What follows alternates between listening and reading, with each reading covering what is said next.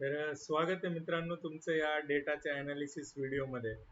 मित्रांनो, तुम्ही बघितलं असेल, आपण ऑलरेडी शुक्रवारीच सांगितलं होतं की मार्केटमध्ये कशा पद्धतीची मूवमेंट असू शकते. ओके, आयडियली तुम्ही म्हणाल विकास मार्केट वरतून खाली आलं खरं, पण याच्यामध्ये काही न्यूज होत्या किंवा काही गोष्टी होत्या की ज्या नंतर घडल्या, राईट? तर मित्रांनो, हेच तर मला तुम्हाला सांगायचंय की ह्या ज्या न्यूज येतात, न्यूज किंवा काही घडामोडी घडतात ना, ते हे मोठी लोक आहेत ना, ते ऑलरेडी त्या गोष्टी करून जातात.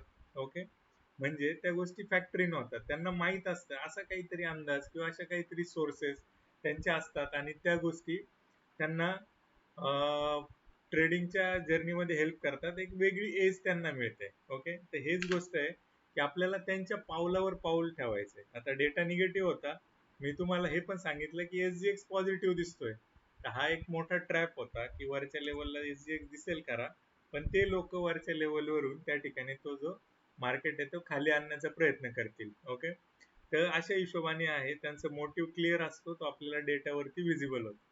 आता कम्पेअर टू काल, आज जर बघितलं आपण तर 10 लाखाच्या निगेटिव्ह पोझिशन कॅरी आहेत, पण उद्या आहे एक्सपायरी. ओके, आता ह्याच्यातल्या ऑलमोस्ट 50% पोझिशन हळूहळू होणार आहेत कमी. तर आता ओव्हरऑल जे झालंय ना, ते अशा हिशोबाने झाले की रिटेलरला वरच्या लेवलला जे आहे ते त्या ठिकाणी कॉल बाय करायला लावले असतील, ह्या लोकांनी कॉल शॉर्ट्स केले असतील. ओके, तर अशा हिशोबाने जे नेट टू नेट शिल्लक राहिले, डे एंडला घेऊन गेलेले आहेत मोठी लोक आणि रिटेलर, तर अशा हिशोबाने तर फार मेजर चेंज नाहीये मार्केटमध्ये. वरती खाली भरपूर मोठी मुवमेंट आली, पण जे ओव्हरऑल जे पण सेटल झालेल्या आहेत ना पोझिशन्स, त्या ॲज इट इज आहेत. मीन्स मेजर काही ऍक्टिव्हिटी आपल्याला दिसत नाही, आणि जी एक्सपायरीची जी तयारी आहे ती कदाचित एका सेंटर पॉइंटला होण्याची शक्यता आहे, की जो सेंटर पॉइंट आपण मागच्या डिस्ट्रीब्युशनच्या पार्टमध्ये बघतो. ओके, ती काय कन्सेप्ट आहे माहित नसेल तर समजून घ्या किंवा कमेंट करा डिस्ट्रीब्युशन. ओके, तर मी तुम्हाला पुढच्या व्हिडिओमध्ये ते समजावण्याचा प्रयत्न करेल की नक्की हे काय असतं. ठीक आहे, तर एफआयचं जे गणित आहे ते पण कॉन्झर्वेटिव्ह आहे कम्पेअर टू काल, फारसं एक्स्ट्रा ऑर्डिनरी नाहीये. ओव्हरऑल डायरेक्शन निगेटिव्ह जरी असली, ओके, तरी उद्या थोडंसं साईडवेज आणि दोन्ही साईडला मुवमेंट अपेक्षित आहे, कारण एक्सपायरी आहे. ओके, ते एक्सपायरी मध्ये काय होईल, अनवाइंड होईल. मेजॉरिटी ऑफ पोझिशन्स आजच अनवाइंड होऊन नेक्स्ट एक्सपायरीला त्या ठिकाणी शिफ्ट झाले असतील. तर प्रॉप सुद्धा बऱ्यापैकी निगेटिव्ह पोझिशन्स कॅरी केलेले आहेत त्यांनी. ओके, त्यांचं ज्यावेळी हे होईल, पोझिशन सेटल होईल, त्यावेळी मग एक मुवमेंट त्या ठिकाणी अपोजिट साईडला येण्याचा प्रयत्न करेल, म्हणजे पॉझिटिव्ह साईडला. ओके, तर सुरुवात जी आहे ती थोडीशी साईडवेज टू निगेटिव्ह होऊ शकते, किंवा जरी पॉझिटिव्ह झाली तर ओव्हरऑल दिवसभरात ते सगळ्या पोझिशन्स कॅरी हे करतील, रुचवतील. ओके, म्हणजे अनवाइंड करतील, आणि मग जर डेटा अनवाइंड झाला खालच्या लेवलला, तर मग एक दुपारी साधारण 1, 1.25 किंवा दीड नंतर एक मुवमेंट पॉझिटिव्ह साईडला दिसू शकते. ठीक आहे, शॉर्ट टर्मची अशा हिशोबाचं एक गणित आहे. ही ही जी मुवमेंट आहे ही आपण अपेक्षित करू शकतो अशा वेळी, ज्यावेळी रिटेलर जो आहे तो थोडासा काहीतरी पॉझिटिव्ह गोष्ट घेऊन जाण्याचा प्रयत्न करतोय. ओके, तर ते मेजॉरिटी ऑफ केसमध्ये घडतं, नाहीतर ते बऱ्यापैकी साईडवेज ठेवतील आणि तो जो डेटा आहे तो त्या ठिकाणी अनवाइंड करण्याचा प्रयत्न करतील. ओके, तर हे आपल्याला याच्यावरती कसं दिसतंय, चार्टवरती काय लेवल्स असू शकतात ते आपण फाइंड आउट करण्याचा प्रयत्न करू. तर मित्रांनो, एसजीएक्स जो आहे तो आता काय दाखवतोय ते बघा. आता बऱ्याच जणांनी मला आधी कमेंट केलं होतं की तू एसजीएक्स चा अंदाजा घेऊन एसजीएक्स निगेटिव्ह असेल तर निगेटिव्ह वगैरे असं, तर असं नाही मित्रांनो.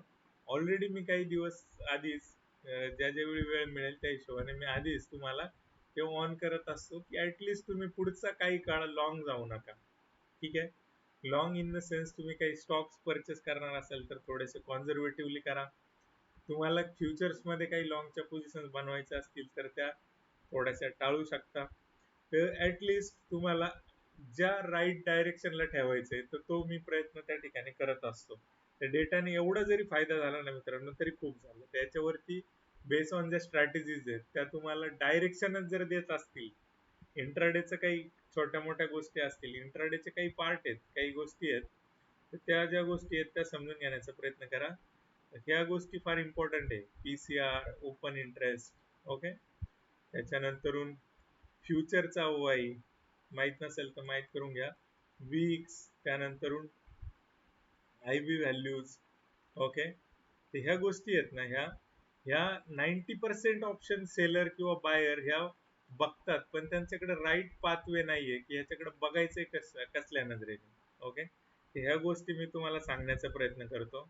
अगेन आता फक्त फक्त 2 days राहिलेले आहेत.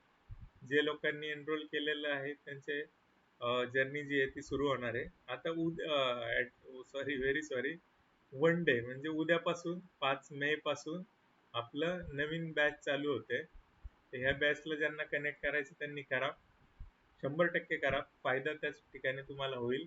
तुम्हाला एक राईट अप्रोच देण्याचा प्रयत्न करेल.